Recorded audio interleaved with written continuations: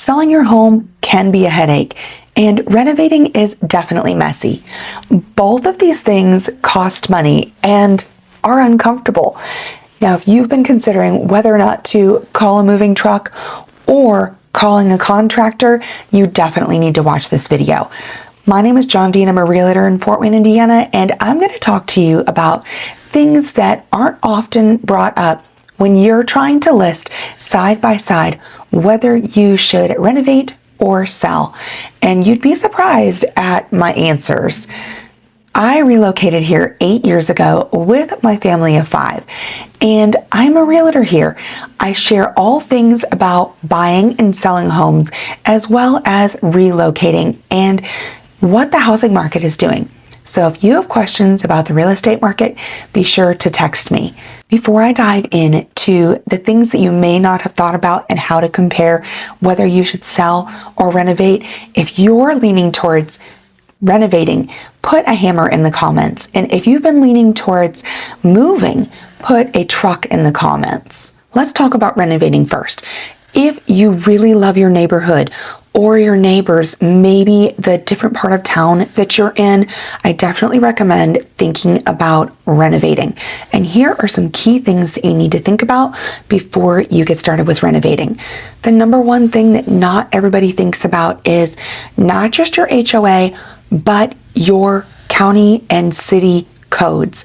You need to make sure that you call the county and your city, as well as check with your HOA docs to see if you want to expand your home or just do interior renovations, whether or not these are possible. You need to run through these first before calling a contractor. This is a common mistake that most people make, and you go ahead and call a contractor and then find out later you can't make these renovations.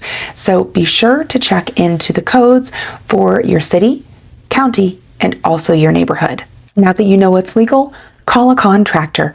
If you don't know a contractor, you can always look them up online or ask people that you know. Who's had a renovation recently in the last year or two that's used a contractor? Be sure to call at least 2 contractors.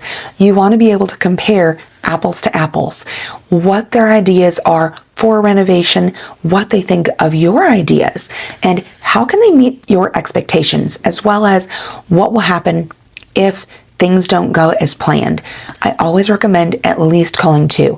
And if you're not exactly sure who to call, send me a text message and I would love to send you my recommendations. Now that you've called your contractor and you have numbers, lay out a budget and figure out how much this is going to impact your monthly budget. Should you take out a loan? Do you have enough savings? And if so, what kind of a loan? Can you loop this into your mortgage? And if so, how will that affect it? The one thing that I do want to caution you against, though, is pricing outside of your neighborhood. So let's say you live in a neighborhood where all the homes average around $300,000 to $400,000, but your renovations are going to cost you $100,000. Maybe they will bring up your value of your home to $500,000, but then you've priced yourself out of the neighborhood. And what happens is when you get ready to sell, now this may be your forever home, but it doesn't matter. When you get ready to sell, your home can't appraise for $500,000 if all the other homes in your neighborhood are appraising for less. One way to know what your neighborhood bracket is for homes that have sold in the last year is to call a realtor. You can feel free to text me and let me know that you would like to know what the houses are selling for in your neighborhood so that you stay within that neighborhood bracket of what your renovation budget should be. Before we talk about the option of selling your house, I want to share a couple of stories with you. I have had families decide to do both. I have gone in and made the list of everything that it would cost to sell someone's home. I've also gone through the list of what renovations would be. And we've even gone home shopping just to see what's on the market. And ultimately, this family decided to renovate their home, and now they love it. And this is something that they can be in long term. Has it changed their monthly budget? Yes. But was it better for their family for the long term, even though it was uncomfortable during the renovations? Yes. Now let's talk about selling your house. Some people may think that I may say you should sell, But you really need to weigh and balance all the factors to see if selling really is something that's going to help meet the needs for you and your lifestyle. Things that you may not have considered when selling your home is all of the prep and repairs.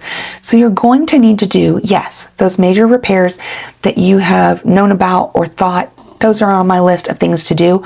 You're definitely going to need to do those. If you need a roof in the next year or two, that is something that you want to get done, or you're going to have to budget that in to the sales price of your home.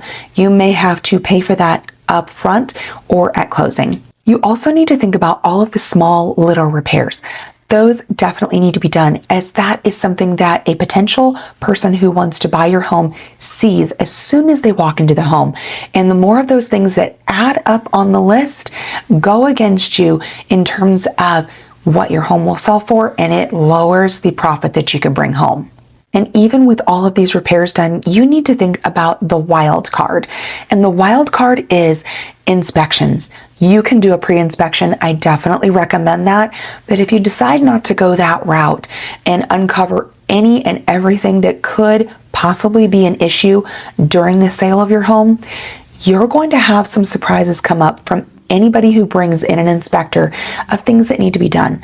This will impact your bottom dollar, and it's something to consider. Some of the costs that you may not think about when selling your home are the taxes as well as the title fees, and this goes on both ends. So you need to pay the taxes and title fees when you are selling your home, also when you're buying. They tend to be less when you're selling, but overall fees tend to be around 7 to 10% of your home's value.